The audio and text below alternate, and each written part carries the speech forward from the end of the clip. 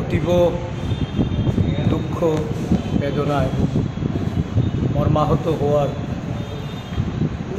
এই কর্মসূচি 2011 সালের 11ই জুলাই প্রদেশ কংগ্রেসের ডাকা এক মৌন মিছিলে পুলিশের সাথে যে সংঘর্ষ, কংগ্রেস দলের নিরীহ নেতা কর্মীদের উপর পুলিশের গুলিচালনা, এই ঘটনায় কংগ্রেস সমর্থক আগরতলা শহরের ব্যবসায়ী পরিবারের ছেলে পাপাই সাহার এই মৃত্যুবরণ করে। এই ঘটনায় 14 বছর অতিক্রান্ত হয়েছে।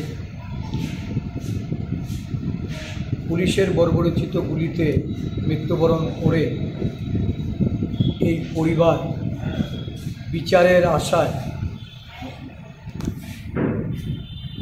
পাপাই সাহার মৃত্যুর জন্য যারা দায়ী তাদের শাস্তির দিকে চেয়ে দীর্ঘ সময় অতিবাহিত করার পর ক্ষোভের সঙ্গে আমরা তাদের পরিবারের যে প্রত্যাশা, এই প্রত্যাশা পূরণে ব্যর্থতা, এটা দুইটি সরকার, একসময় বামফ্রন্টের সরকার ছিল, পরবর্তী সময়ে বিজেপি সরকার, একটা দীর্ঘ সময় এই রাজ্যে বিজেপি সরকার যারা একসময় এই পাপাই সাহার মৃত্যু দিবস পালন করে প্রতিশ্রুতি রেখেছিলেন যে যারা এই ঘটনার জন্য দায়ী বা দোষী তাদের উপযুক্ত বিচারের ব্যবস্থা করবেন।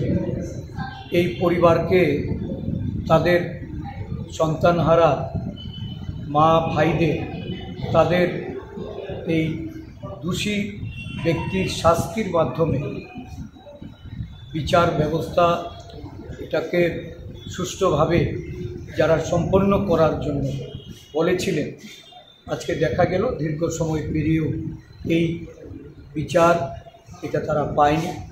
কংগ্রেস দল এই পরিবারের পাশে আছে। কংগ্রেস দলের পক্ষ থেকে আমরা অবিলম্বে দোষীদের শাস্তির আমরা দাবি জানাচ্ছি।